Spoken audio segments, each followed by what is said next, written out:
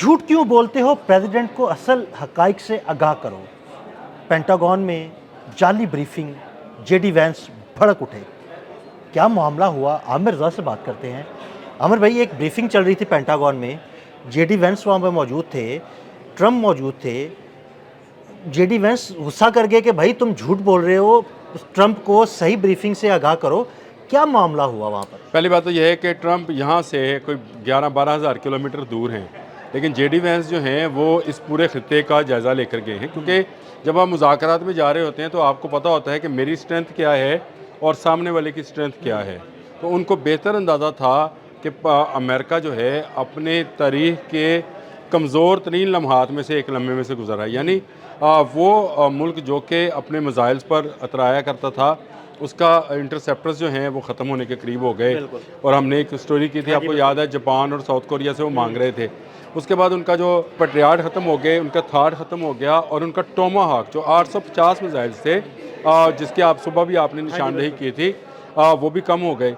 अब ये उनके लिए कमज़ोर लम्हा इसलिए है कि इस वक्त तारीख़ के सबसे कम असले के साथ अमेरिका अपने आप को सुपर पावर मनवाना चाहता है। पेंटागन में जो उनको ब्रीफिंग दी डोनाल्ड ट्रंप को, उसमें इन चीज़ों को रोका किसने? पेड हेक्सत ने। मैं पेड ही कहूँगा। हाँ, पेड़ ही कहते हैं। है ना, उसको पेड ही कहूँगा। पैसों का पीर। हाँ, पैसों का पीर है वो, क्योंकि है उसके नेतन्याहू का करिंदा जो कि अमेरिका में फंसा हुआ है, और उसने डोनाल्ड ट्रंप को फंसाने में बड़ी उसने काम किया है। अब वहाँ पर सूरत हाल इस वक्त ये है कि जो जेडी वैंस हैं उन्होंने बिल्कुल ट्रंप को सही आगाह किया है कि आपको गलत ब्रीफिंग दी जा रही है। आपको ये बताया गया था कि शायद 3 दिन में हम ईरान फतह कर लेंगे। आपको बताया जा रहा है कि आपके मिसाइल्स जो हैं वो वहाँ पर उसकी पूरी की पूरी क़यादत को कीमा कर देंगे। आपको बताया गया कि वहाँ लोग बाहर निकलेंगे और हाँ जी, सब कुछ चेंज हो, रिजीम चेंज हो जाएगी, आपको ये कब्जा हो जाएगा ईरान पे। आपको ये बताया गया कि अगर आप वह ब्लॉकेट करेंगे तो ब्लॉकेट करने के बाद ईरान किसी काबिल नहीं रहेगा। अब 40 दिन के बाद भी आप ज़रा गिने तो 2.5 हफ्ते हो गए हाँ जी, बिल्कुल। इस सारे मामले को लेकिन चलते आप हुए, कुछ नहीं कर सके। लेकिन कुछ नहीं कर सके। उसका पूरे का पूरा मुल्क इंटैक्ट है, उसका पूरे का पूरा मुल्क मुतहद है, उसके जो 80% उसका ज़हीरा है असले का, वो महफूज है। और यहाँ पर CNN समेत तमाम गैर मुल्की और अमरीकी मीडिया जो है चला चला कर बता रहा है कि हमारे मिसाइल ख़त्म हो गए हैं। बिल्कुल ऐसे। इस मामले को लेकर पेड हेक्सत और जेडी वैंस, इनमें एक सर्द जंग शुरू होगी। ये बड़ा ख़तरनाक, देखें वहाँ पर चीफ ऑफ जो आर्मी स्टाफ है उसका रिज़ाइन, फिर उसके नेवल सेक्रेटरी का रिज़ाइन, वहाँ पर रिज़ाइन आ रहे हैं, और वहाँ पर फ़ौज की शिकस्त को जो है वो उसकी मकबूलियत के साथ गेट किया जा रहा है डोनाल्ड ट्रंप की।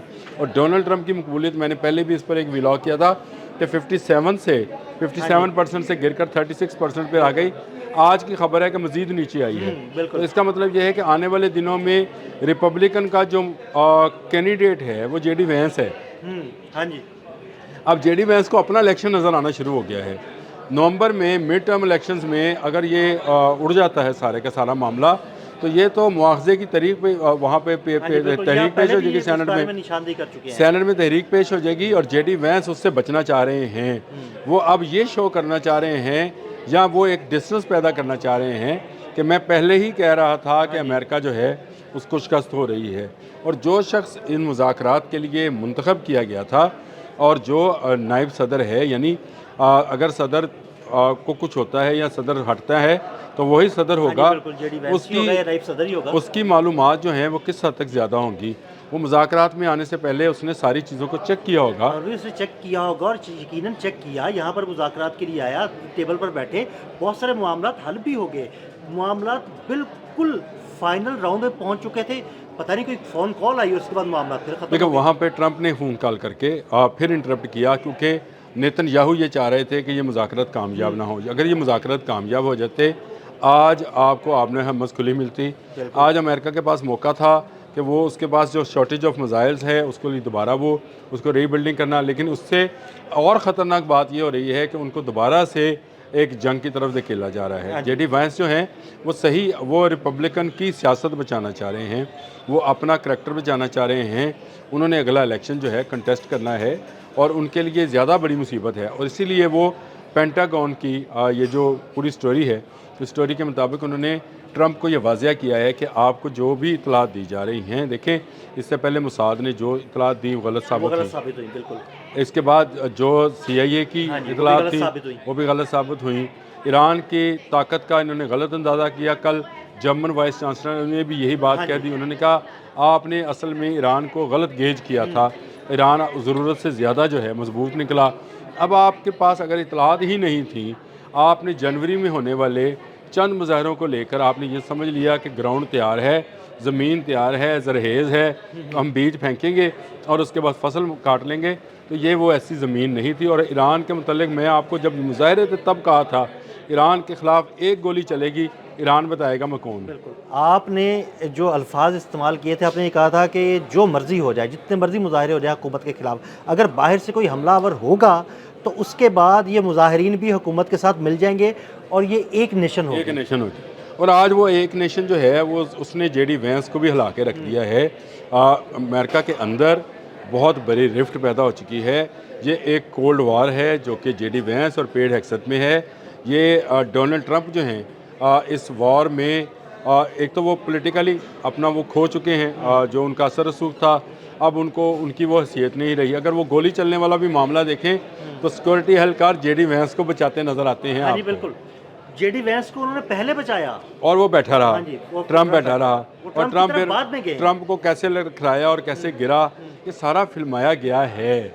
ये सारा चीज़ें देखें ये सारी चीज़ें फिल्माई गई और फिर उसको मीडिया पर दिखाया भी गया है।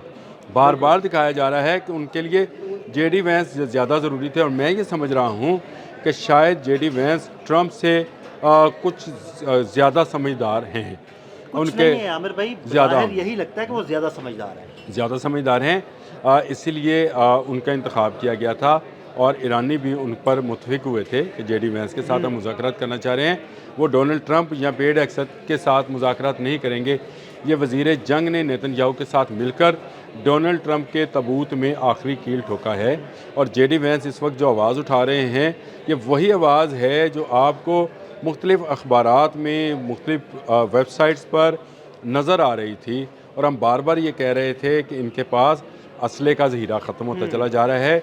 ये जंग अगर जल्द शुरू हो गई तो ईरान इनको बहुत मारेगा क्योंकि इनके पास इंटरसेप्टर्स नहीं हैं। देखें ना अब इन्होंने क्या किया, इन्होंने इज़राइल से अपने इंटरसेप्टर्स और अपने रडार्स उठाए, इसको मिडल ईस्ट की तरफ ले आए हैं ताकि अगर नुकसान हो तो मिडल ईस्ट को हो। ये भी एक दिखावा है। मैं आपको बताऊँ, अगर ईरान हमला करेगा वो दोबारा तिल ऐबक पर हमला करेगा। याद रखें ये बात, उसको पता है कि ये सारा ब्रेन कहाँ से चलता है। ऐसे ही, ऐसे ही, बिल्कुल ये ऐसे ही। ये वो ऐसे बच्चा नहीं है, वो हाँ, सोया हुआ नहीं है, उसने आंखें ये बंद नहीं ऐसे की। नहीं है कि वो डायरेक्टली जो है मुत्तहिदा अरब अमारात को छेड़ेगा। उसको पता है कि ये इज़राइल का प्लान है। जंग इज़राइल ने शुरू की थी, अमेरिका इसमें फंस चुका है और अमेरिका अभी तक अपने ब्लॉकेट से भी वो फ़ायदा नहीं उठा सका जो उसको उठा लेना चाहिए था।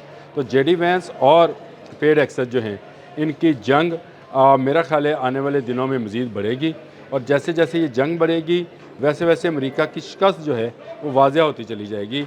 अमेरिका को अब ईरान की शर्तें मानकर वापस जाना है। ये आज फ़ैसला कर लें, एक हफ़्ते के बाद कर लें, एक माह के बाद कर लें, जाना इन्होंने वापस ही है। क्योंकि ये मुमकिन नहीं रहा कि जब आपका मीडिया और ख़ासकर CNN जैसा मीडिया आपको बता रहा है कि आपके पास असले के ज़ाहिर ख़त्म हो रहे हैं, आपका अपना नायब सदर जो कि अगला रिपब्लिकन का उम्मीदवार भी है और मुतवक्का तौर पर अगर ये समझे मुतवक्का तौर पर कोई भी पार्टी समझे तो उसका सदर भी है, वो कह रहा है कि आपके पास असला नहीं है।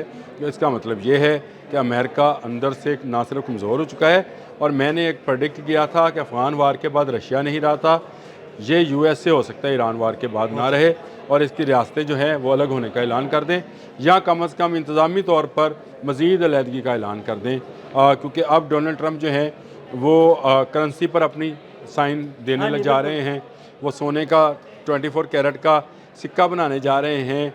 वो अपनी पासपोर्ट पे उनकी तस्वीर हो। तो इसका मतलब ये है कि वो अपने आप को शोहरत की उन बुलंदियों पर देखना चाह रहे हैं जिस पर वो चाहते हैं कि हर तरफ उन्हीं का नाम हो। तो मेरा ख्याल है उनके अंदर, उनकी पार्टी के अंदर भी ऐसे लोग मौजूद हैं जो ये नहीं चाहेंगे। और उससे पहले आप देख लीजिएगा डोनाल्ड ट्रंप साहब जो हैं वो इस सियासी मंजरनामे से हटा दिए जाएं। बिल्कुल, बहुत शुक्रिया आमिर भाई ने बड़ी तफसील के साथ इस सारे मामले पर रोशनी डाली। मज़ीद अपडेट्स के लिए हमें फॉलो करते रहें। अदील अहमद और आमिर रज़ा को इजाज़त दीजिएगा। अल्लाह हाफ़िज़।